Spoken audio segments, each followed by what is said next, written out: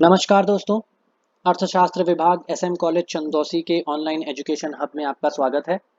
और आज का विषय है सार्वजनिक एवं निजी वित्त, जो कि पेपर सार्वजनिक वित्त एवं अंतर्राष्ट्रीय व्यापार के यूनिट 1A से संबंधित है। मैं सूरज शर्मा। ज़्यादा जानकारी के लिए आप मुझे ईमेल या टेक्स्ट कर सकते हैं। अंतिम कक्षा में हमने सार्वजनिक वित्त और इसके दायरे के बारे में अध्ययन किया। साथ ही हमने सार्वजनिक वित्त की विषय वस्तु का अध्ययन किया। इसके साथ ही हमने अंतिम कक्षा में राज्य के कार्यों और राजकोषीय कार्यों का अर्थव्यवस्था व समाज पर पड़ने वाले प्रभाव का भी अध्ययन किया। इस कक्षा या लेक्चर में हम सार्वजनिक और निजी वित्त क्या है इसके बारे में जानेंगे तथा इन दोनों के मध्य बुनियादी समानताएं और अंतर का अध्ययन करेंगे। तो सबसे पहले हम देखते हैं कि सार्वजनिक और निजी वित्त है क्या। जैसा कि हमने लास्ट क्लास में भी देखा कि सार्वजनिक वित्त उस तरीके से संबंधित है जिसमें राज्य अपने निर्वाह के साधनों को प्राप्त करता है और खर्च करता है।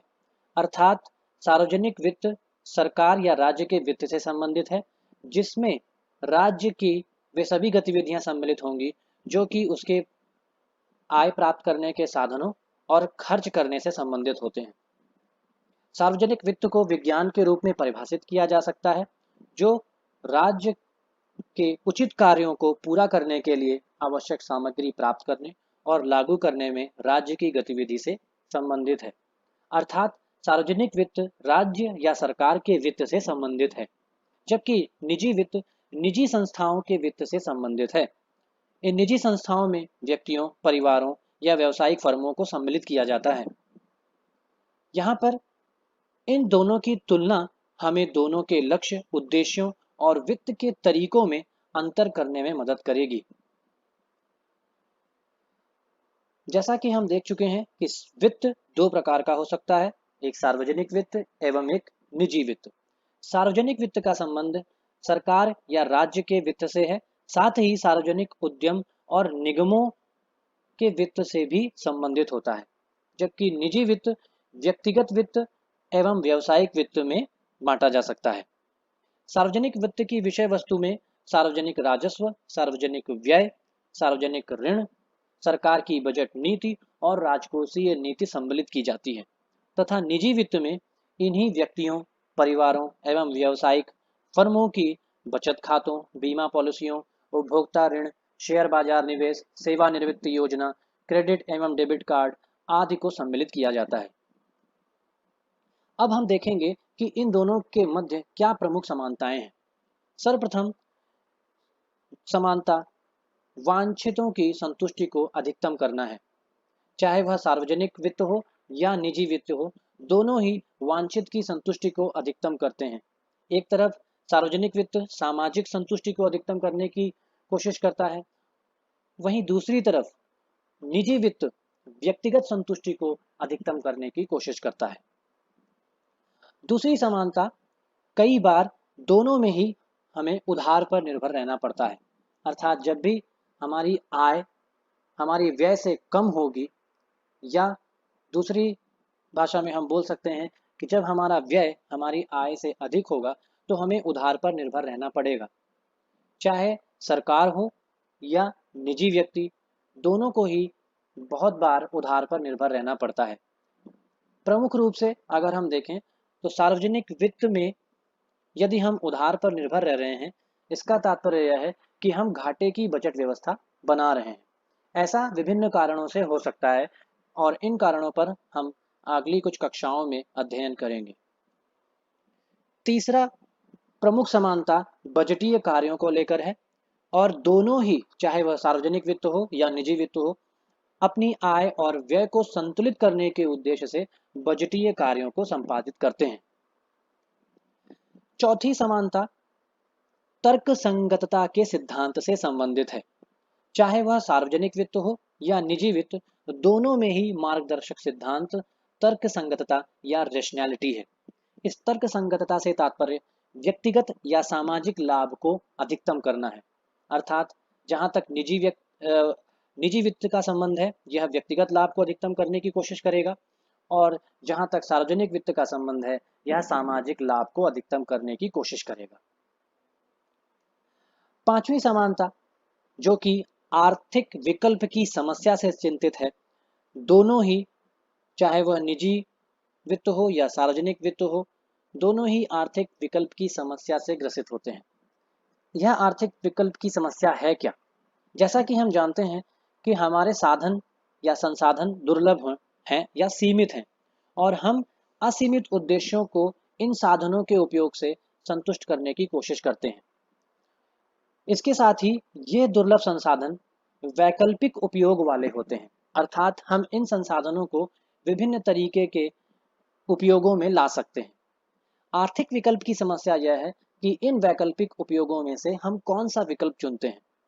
तो चाहे वह निजी व्यक्ति हो या सरकार हो, दोनों ही इस आर्थिक विकल्प की समस्या से चिंतित होते हैं। अब हम सार्वजनिक वित्त एवं निजी वित्त के बीच में क्या असमानताएं हैं, इनका अध्ययन करेंगे। सबसे पहले हम देखें, सार्वजनिक वित्त में व्यय पहले निर्धारित किया जाता है और फिर धन या राजस्व जुटाने की व्यवस्था की जाती है। अर्थात सार्वजनिक वित्त में सरकार पहले अपने खर्चों का निर्धारण करती है और उसके बाद उस खर्चे को पूरा करने के लिए धन या राजस्व या संसाधन जुटाने का कार्य करती है। जबकि निजी वित्त में ऐसा नहीं होता। निजी वित्त में आय के अनुसार व्यय को समायोजित किया जाता है। ऐसा क्यों है? ऐसा अगली असमानता से हमको समझ में आएगा। सार्वजनिक वित्त राजस्व के बड़े और कई स्रोत सार्वजनिक वित्त में उपलब्ध होते हैं, जबकि निजी वित्त में आय के सीमित स्रोत होते हैं। ऐसा यही एक कारण है जिसके कारण सरकार अपना व्यय पहले निर्धारित करती है और फिर धन या राजस्व जुटाने का कार्य करती है। क्यों? क्योंकि सरकार के पास कई बड़े स्रोत धन जुटाने या राजस्व जुटाने के होते हैं, जिससे सरकार अपने व्यय को समायोजित कर सकती है। लेकिन एक निजी व्यक्ति के लिए ऐसा संभव नहीं होता। उसके आय के स्रोत सीमित होते हैं, इसलिए उसे अपने व्यय को अपनी आय के अनुसार ही समायोजित करना पड़ता है। तीसरी प्रमुख असमानता मुद्रा को लेकर है। जहां तक सार्वजनिक वित्त का संबंध है, सरकार जरूरत पड़ने पर मुद्रा को प्रिंट कर सकती है। अगर हम भारत सरकार की बात करें तो यहाँ रुपए को छाप सकती है, जबकि व्यक्तिगत या निजी संस्था के लिए ऐसा संभव नहीं है। सरकार को यह अधिकार प्राप्त होता है कि वह जरूरत पड़ने पर राजस्व के अतिरिक्त स्रोत के रूप में मुद्रा प्रिंट कर सकती है। चौथी प्रमुख असमानता बजट को लेकर है।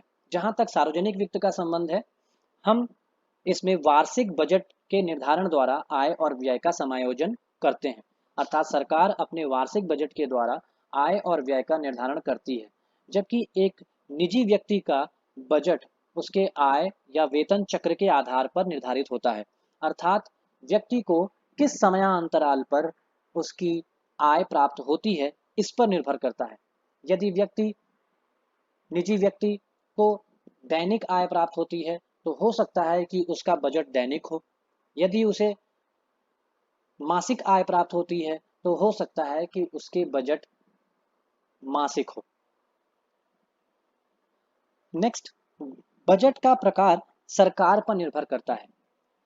अर्थात बजट किस तरीके का होगा, यह सरकार की अवधारणा पर निर्भर करेगा। यदि सरकार लोक कल्याणकारी राज्य की स्थापना करना चाहती है और बहुत सारे खर्च करना चाहती है, तो हो सकता है कि सरकार घाटे का बजट बनाए। ऐसी सरकारें जहां पर इस तरह के लोक कल्याणकारी कार्यों की ज़्यादा जरूरत नहीं होती या उसमें ज़्यादा खर्च की जरूरत नहीं होती, जैसा कि हम विकसित देशों में देखते हैं, वहां पर हो सकता है कि अतिरेक बजट बनाया जाए। अर्थात वहां पर व्यय आय से कम हो, और ऐसा भी हो सकता है कि सरकार अपना बजट को संतुलित कर दे, अर्थात आय को व्यय के बराबर कर दे। तो यह सरकार पर निर्भर करता है कि वह, और ये उस अर्थव्यवस्था पर निर्भर करता है कि वह अर्थव्यवस्था किस आर्थिक या सामाजिक चरण पर उपस्थित है।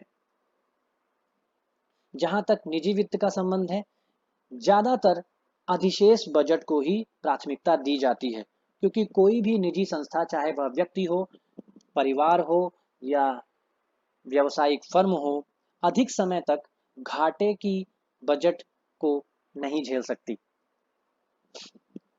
नेक्स्ट, व्यय का उद्देश्य सार्वजनिक वित्त के संबंध में समाज के कल्याण के लिए निर्देशित होता है। अर्थात सरकार जो खर्च करती है या सरकार के जो आय के साधन होते हैं, इन सभी गतिविधियों का सार समाज का कल्याण होता है। जबकि निजी व्यक्ति में व्यय का उद्देश्य व्यक्ति के लाभ द्वारा निर्देशित होता है, क्योंकि निजी संस्था हमेशा लाभ के सिद्धांत पर ही कार्य करती है, जबकि सरकार सामाजिक कल्याण के उद्देश्य पर निर्भर होती है। नेक्स्ट हम देखें तो सार्वजनिक वित्त में जहां एक ओर समाज के वर्गों को संतुष्ट करने के लिए व्यय किया जाता है, वहीं दूसरी ओर निजी वित्त में व्यय समसीमांत उपयोगिता अवधारणा के आधार पर किया जाता है। समसीमांत उपयोगिता की अवधारणा इस प्रकार से परिभाषित की जाती है कि मान लीजिए आप दो वस्तुओं पर खर्च कर रहे हैं, तो उन दो वस्तुओं पर, प्रत्येक वस्तु पर किए गए अंतिम रुपए के खर्च से यदि आपको समान उपयोगिता की प्राप्ति हो रही है, तो इसे समसीमांत उपयोगिता का नियम कहते हैं। अर्थात निजी संस्था इस प्रकार से अपने खर्च को समायोजित करती है कि प्रत्येक खर्चे गए अंतिम रुपए से प्रत्येक वस्तु पर समान सीमांत उपयोगिता की प्राप्ति हो। जबकि सार्वजनिक वित्त में ऐसा नियम नहीं है। सार्वजनिक नियम वित्त में समाज के वर्गों को संतुष्ट करने के लिए भी बहुत बार व्यय किया जाता है। सार्वजनिक वित्त में व्यय पर दीर्घकालिक परिप्रेक्ष्य होता है, अर्थात सरकार दीर्घकाल को देखकर या लॉन्ग टर्म पर्सपेक्टिव बनाकर खर्च करती है, जबकि निजी वित्त में आमतौर पर छोटी अवधि के लिए ही ये परिप्रेक्ष्य रखे जाते हैं। नेक्स्ट, सार्वजनिक व्यय का समग्र रूप से अर्थव्यवस्था पर बहुत अधिक प्रभाव पड़ता है। अर्थात सरकार अपने व्यय से अर्थव्यवस्था एवं समाज को व्यापक रूप से प्रभावित कर सकती है।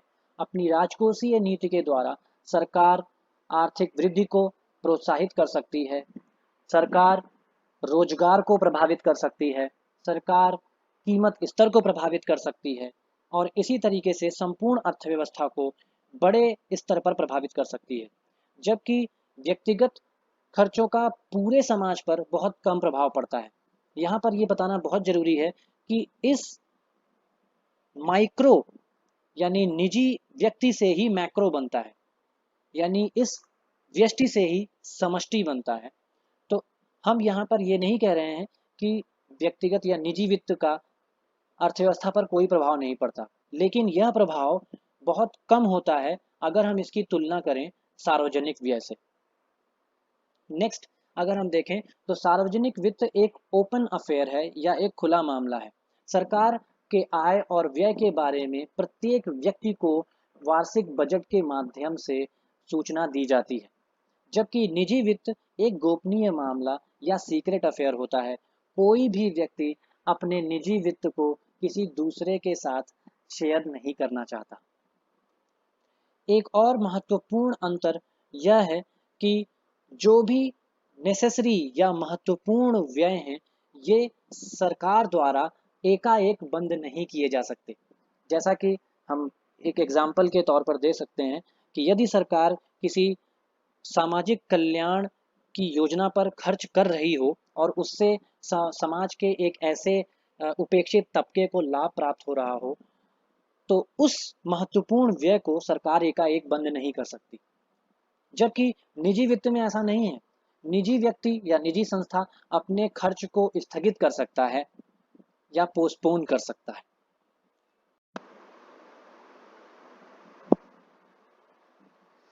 तो इस प्रकार सार्वजनिक और निजी वित्त दोनों ही देश की अर्थव्यवस्था में महत्वपूर्ण योगदान करते हैं और दोनों ही एक दूसरे पर आश्रित होते हैं।